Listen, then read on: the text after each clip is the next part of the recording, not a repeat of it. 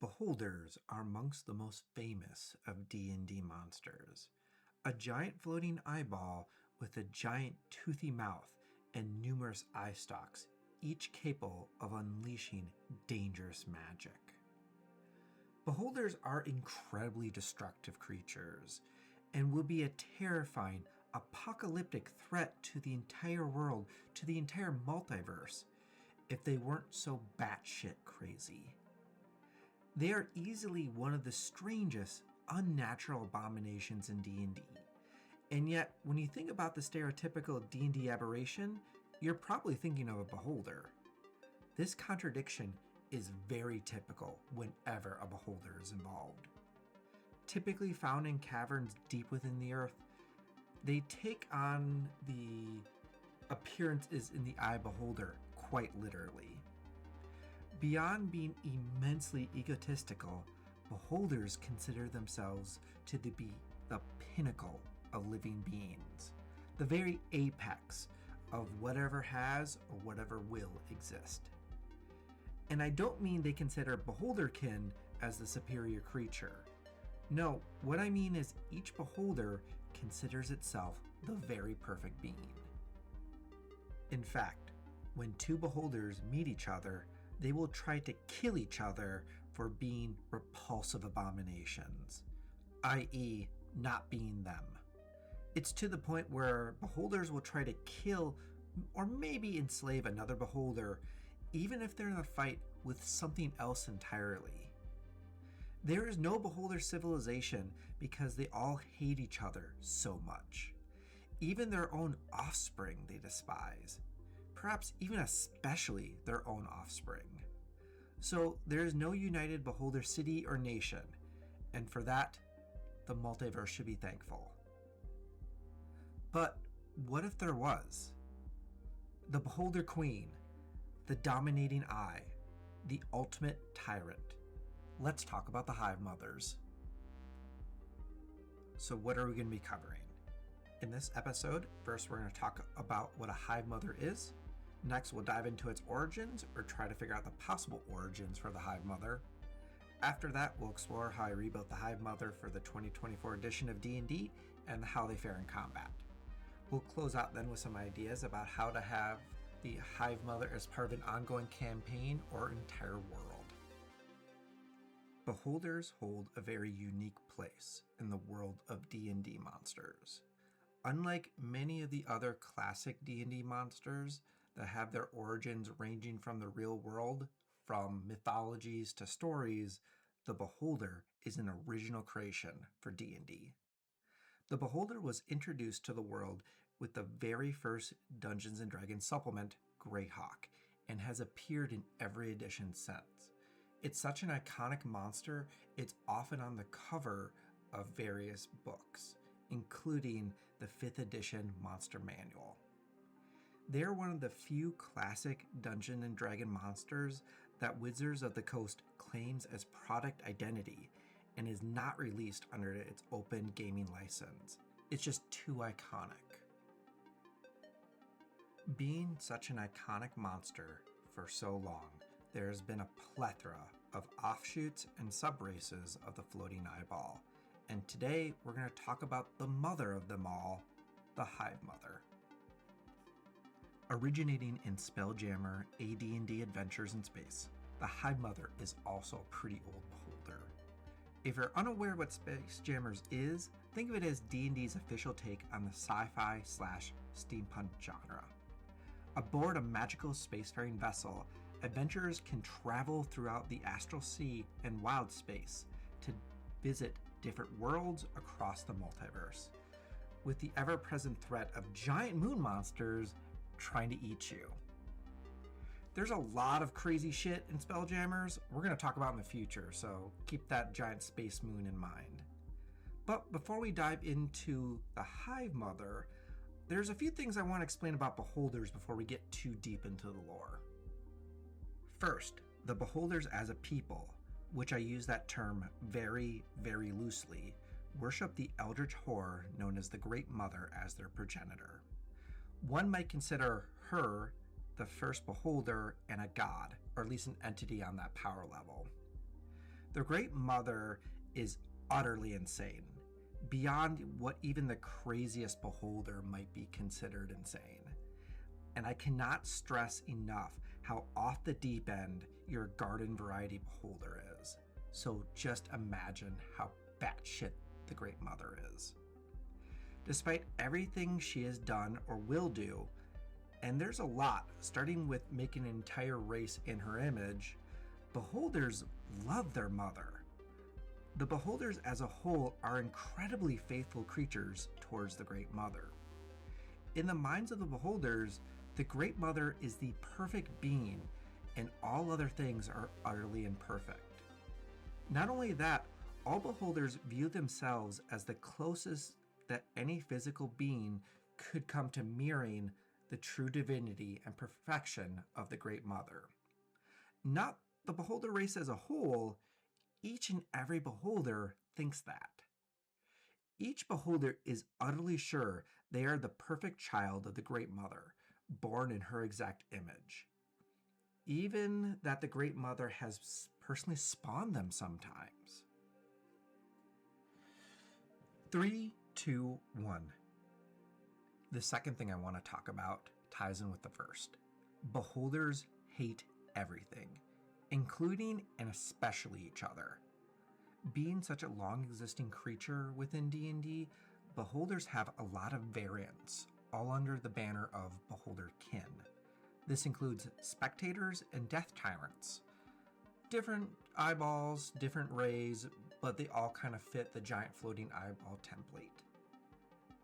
Now, depending on the edition, when beholders reproduce, the two will either try to enslave each other, run from each other, or most likely try to kill each other. However, in 5th edition, we got a big twist to the formula. Nowadays, when beholders reproduce, they reproduce involuntarily by dreaming another beholder into existence. Different dreams producing different beholder kin. I can only imagine what a beholder must be dreaming. Probably dreaming of the Great Mother to give birth to the thankfully rare Hive Mother. Hive Mothers contradict one of the few consistencies across all the beholder kin. They aren't xenophobic. Excuse me, they're not as xenophobic. They still see all non-beholder races as inferior and hate all other Hive Mothers, but for the other beholder kin races, they're alright, especially after she dominates them. Also, I'm going to be saying she a lot because it's called a Hive Mother, but as with all beholder kin, a Hive Mother has no gender. I will do my best to say they, as once again, beholders have no gender. Just eyeballs and hatred and a ton of both. A Hive Mother is no great charismatic leader.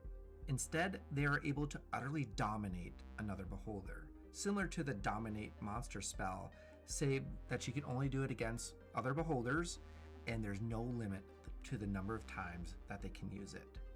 Once dominated, the beholder will do whatever the Hive Mother wants. It's this control that allows the Hive Mother to build so-called beholder cities. Usually a large set of caverns and a whole bunch of beholders being near each other. And I cannot stress this enough. The Hive Mother is 100% the only thing keeping all the other beholders' hatred from killing each other in a widespread beholder slaughter. Normally with a monster, I will try to do a deep dive into their fictional history or origin. If need be, look for links and try to create a theory on where they came from. Now with Hive Mothers, this is actually pretty straightforward. In 5e, another beholder dreamed them up into existence, which, once again, I think is a really cool addition to the lore for beholders. What sort of dream would spawn a Hive Mother is the interesting question here. Death kisses, for instance, are born when a beholder dreams of food. A death tyrant comes into being when a beholder dreams of death. Since beholder dream birth is new in 5th edition, it's never actually come up before what a beholder dreams to make a Hive Mother. Let's see if we can figure that out.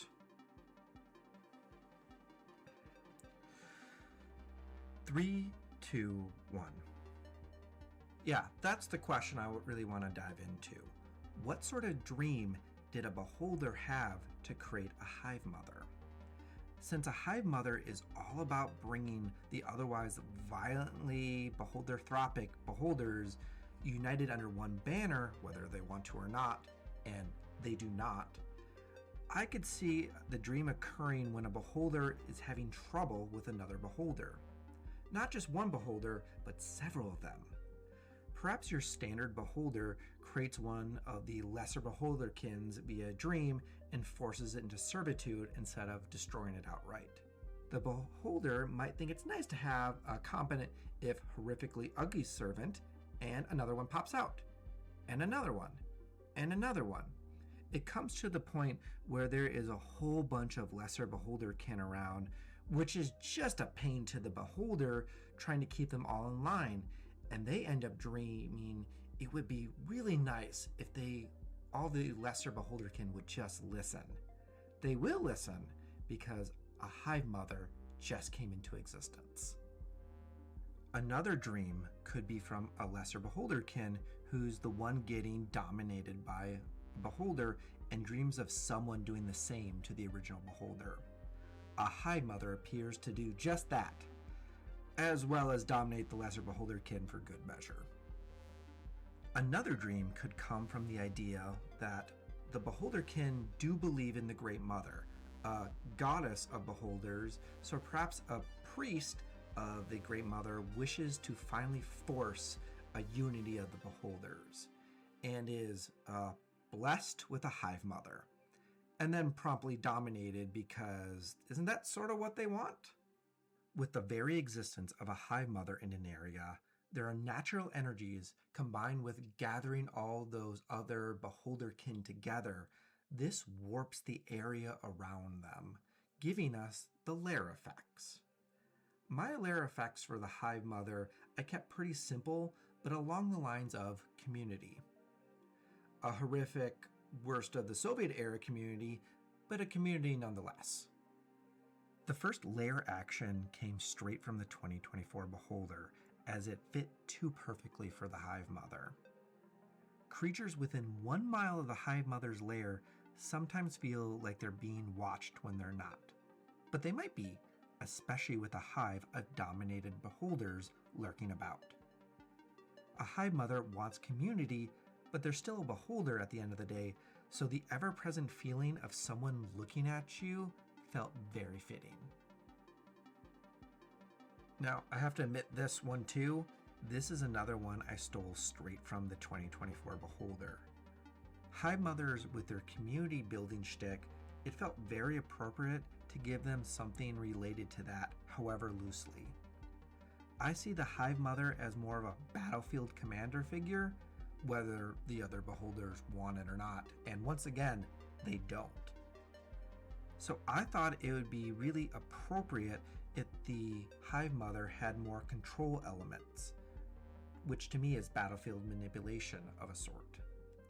Thinking about the lair effect as warping terrain made me realize, why reinvent the wheel here? Thus, I took the effect wholesale. As a CR-16 and fully capable of being a big bad guy, hive mothers are no slouch by themselves when it comes to a fight. However, they're going to have an army of beholders at their command, making any combat with them far, far more dangerous. As a powerful monster in their own right, the hive mother to me felt like they deserved a few legendary actions of their own. Well, sort of their own. I did give the hive mother 2 of the 2024 Beholder legendary actions of Chomp and Glare. I like Chomp on the hive mother because of her swallow bonus action. Although I would rarely ever use its action to bite, with 3 to 4 legendary actions, surely one of them could be used to get a few bites in, and thus the hive mother should always have someone to swallow for that sweet acid damage and be able to take an enemy out of the fight. Glare lets the hive mother use eye rays more often, so naturally that should be on the list. I wanted a third legendary action for the hive mother, something along the lines of support for her beholders like a good mother should, thus inspiring presence. I almost didn't go with advantage on D20 tests since the most obvious use of advantage is on attack rolls, which doesn't really help most beholders since their primary actions is going to be the eye rays, which are save abilities. Advantage obviously doesn't help those, but it does help beholders that need to make saving throws, which to me I think actually fits pretty well. Plus, there are going to be some beholders that are going to bite, so they're going to appreciate it from their mother. Now, let's talk about that beholder army that the Hive Mother is going to have. I've already brought up the core and unique feature of the Hive Mother, Command Beholder. The ability itself is pretty straightforward. If a beholder fails the saving throw, they have the charm condition for 24 hours and have to do what the Hive Mother says.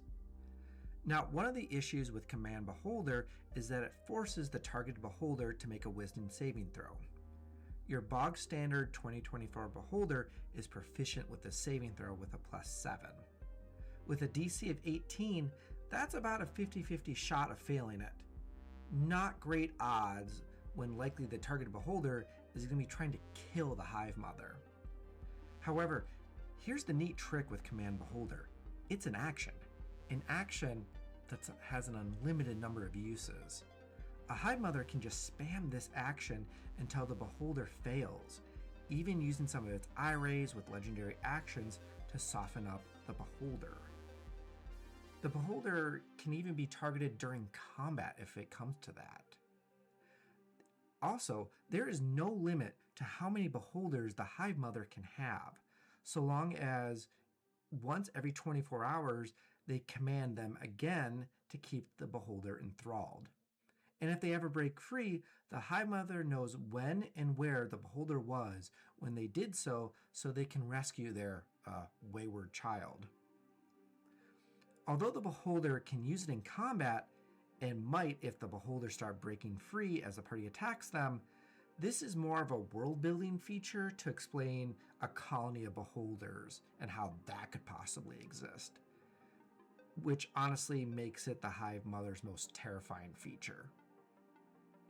As for actions, we have the traditional anti-magic cone, which, thinking about it, in the past, anti-magic cones would make a fight with multiple beholders in the same room an absolute nightmare for spellcasters, continuing my tradition of hating them.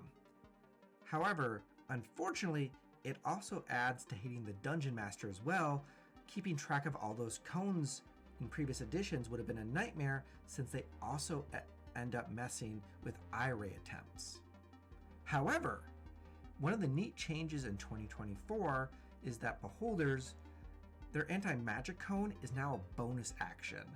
That way it's not always on and can be directed as needed in a fight, which makes a Hive Mother fight a lot easier to mentally handle for a DM, since otherwise there would be like, a half a dozen anti-magic cones, maybe even more, just blasting every which way. Thus there'd be like no eye rays being fired. I think this is a really useful change. The Hive Mother also comes with a bite attack, should they need it, with the ability to swallow large or smaller enemies and let the stomach acid do their work as a bonus action. To me, especially with the eye rays, I think the bite attack would have just kind of been thrown to the side were it not for legendary actions. With legendary actions, I think the bite is a viable crowd control option. Not for every legendary action, but I think swallow is too useful a means to control players. So you don't have to bite every turn, but it does allow you to swallow and take somebody out of the equation. So that's why I think bite is still very useful, at least as a legendary action. However, as with all beholders, the star of the show is the eye rays.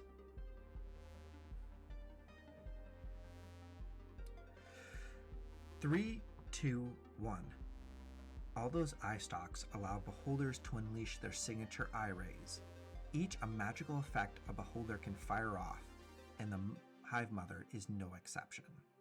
In the Hive Mother's 3rd edition incarnation, they had 10 small eye stalks that each could unleash a ray, though never more than 6 on a particular target. Unlike the modern Beholder, there was no randomness. Each eye got a chance to be fired. With some charms, a telekinesis to move them around, flesh to stone, because why not, sleep, because why not, and damage rays would disintegrate to cap it all off, the Hive Mother had a wide variety of capabilities to unleash. Following the 2024 edition Beholder Eye Ray methodology, the Hive Mother's multi-attack action allows them to shoot 6 of their eye rays at random with no duplicate eye rays. Even better, with their legendary action, a Hive Mother can have up to 9 rays fire off during a round, so coming pretty close to their 3rd edition incarnation. Still, they have the randomness like the other Beholders, but basically double the rays of the standard Beholder, and can unleash all 6 at one target if they really want that creature to have a really bad day. As for the eye rays themselves, I kept it classic and close to what the Hive Mother originally had, but tweaked as needed. Breaking them down, here's what we have. The Charm Ray is for making friends as you melt their brain a little bit. The Aversion Ray is for making friends find it harder to attack. The Disintegration Ray is for making friends dust. The Fear Ray is for making the opposite of friends as you melt their brain a bit. The Death Ray is for making friends dead. The Petrification Ray is for making friends into those sweet little garden statues to help decorate the lair. The Enerversion Ray is for making friends sick. The Sleep Ray is for making friends easy to catch. And the Slowing Ray is also for making friends easier to catch. And then finally, the Telekinetic Ray for making friends where you want to go. Also, the Hive Mother has no hands, and eye stalks don't quite have the same dexterity. I tried to duplicate all the original eye rays with 5e mechanics, with the exception of Charm Monster and Charm Person, which I rolled together into the Charm Ray. With a free eye ray slot, I made the Aversion Ray to give disadvantage on attack rolls to give a bit more survivability to the Hive Mother. With the eye rays being roughly 7 control rays versus the 3 damage rays, to me that fits a monster more focused on control. The Hive Mother can set up other Beholders to do more of the dirty work, which is pretty fitting to me. Speaking of dirty work, all of that put together, a Hive Mother will have a lot of options when it comes to combat to deal with those pesky adventurers. However, and I need to emphasize this, no matter what, the Hive Mother should never enter combat alone. Even if she's caught by herself, a group of Beholders can't be too far away, and that's a lot of angry eyeballs for the players to have to deal with. As for the Hive Mother herself in combat, unlike before, in 2024, the Hive Mother doesn't have to decide whether to use its anti-magic cone or where to aim it at the start of their turn. This has been moved to a bonus action, now competing with Swallow. Although competing, I think both are situational enough really not to get in each other's way, especially with the cone nullifying its own eye rays and Swallow only working when the Hive Mother has something grappled in her teeth. Anti-magic to lock down those pesky spellcasters, and then Swallow to deal with something that comes too close and then just swallows it right up. After that, well, the Hive Mother does have the bite attack option when using multi-attack.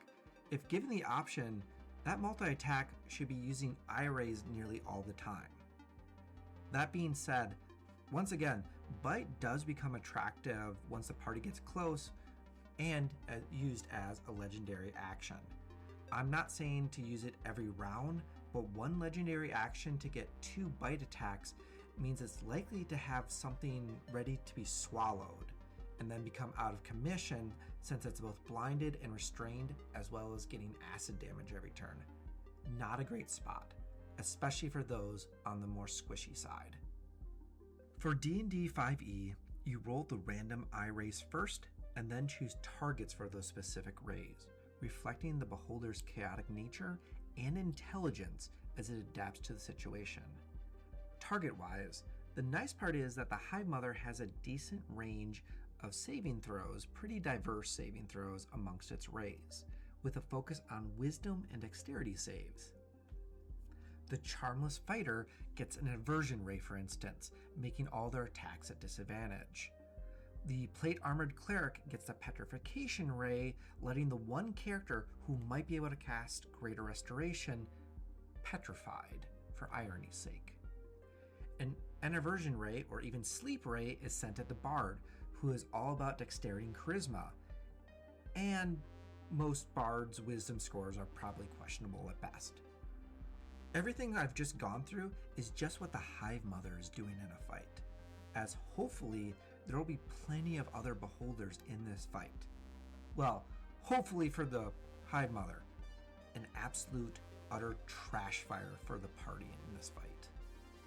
As for stories, the Hive Mother tends towards breaking the mold with what one might expect when it comes to beholder tales.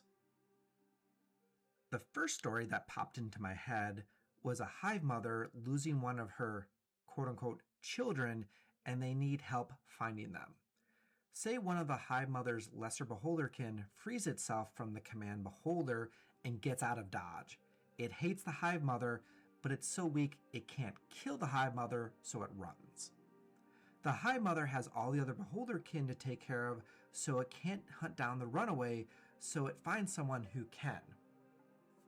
While the Hive Mothers are beholderkin and have the beholderkin superiority complex, I feel like they care more about beholders than other races, and thus would be willing to entertain some mortals if needed.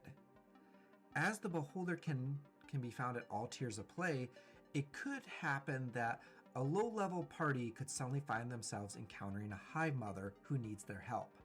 Now the party has to go capture that missing beholderkin alive and return it to the Hive Mother, maybe for a treasure, maybe for help with another issue, maybe just to stay alive, maybe so they don't get eaten. Maybe the lesser beholderkin helps them take out the Hive Mother so it doesn't have to go back, perhaps helping in the fight or telling the party about how Hive Mothers hate each other. A lot of potential for stories here. Hive Mothers also offered the opportunity for a beholder-themed dungeon, allowing a rare combination of beholderkin that normally would never work together.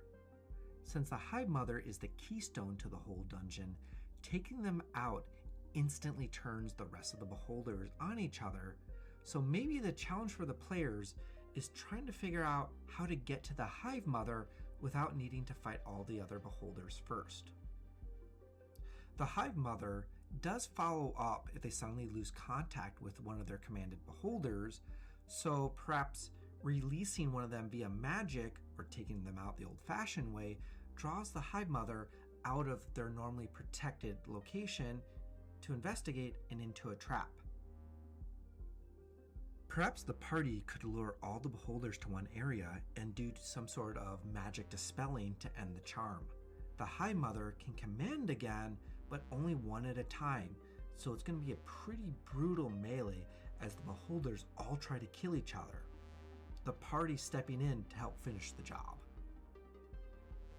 The idea of the Great Mother and priest dreaming of a Hive Mother got me really thinking about the story possibility and playing into beholder politics. Somewhere out there, there's a beholder that believes they are the true child of the Great Mother. I mean, they all do.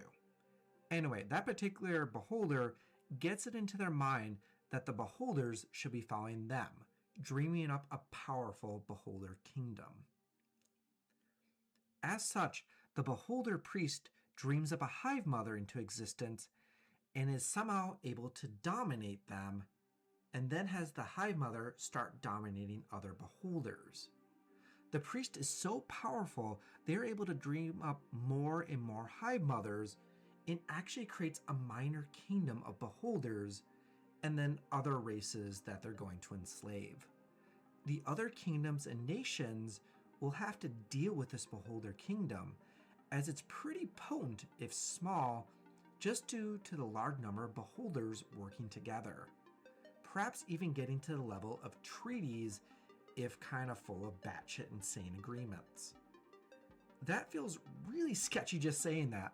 From here, the party could be adventurers sent out to protect an ambassador to the Beholders, which means going to a Beholder court, or a Beholder ball, or some other classic noble setting, which sort of breaks my brain in the best possible way. Perhaps the Beholders want to hire the party because that's just what kingdoms do. I think the Hive Mothers are the most interesting part here. Command Beholder is not mind control, but a charm effect, meaning the Beholder can't disobey the one who commanded it. Hive Mothers don't like each other, and even if they're told not to kill each other, it doesn't mean they can't, politics each other by hiring adventurers to take out the other Hive Mothers. Think of it as sort of a noble on noble court conflict story, and then turn that up to 11 while breaking the knob off, adding Beholders to this equation. My brain just really hurts thinking about this, and I love it. I like monsters that break the molds of their stereotypes, and a Hive Mother does just that, by making Beholders work together. I said it before, there is no Beholder civilization because they all hate each other so much, and the entire multiverse should be incredibly thankful. And the entire multiverse should be afraid of Hive Mothers, the sole force capable of uniting Beholders into an organized force. At least until another Hive Mother shows up, that is. Still, a happy Beholder family. And I can get behind that oxymoronic statement, and I hope you can too. In the description, I have a link to a monster stat block for the Hive Mother updated to 2024 edition of Dungeons & Dragons, ready for you to unleash upon your players. As we are a growing channel, if you found this interesting, please leave a like and a subscribe for all our future videos. It really does mean the world. Let me thank all of you for your time and wishing you all the best until we meet again for our next monster.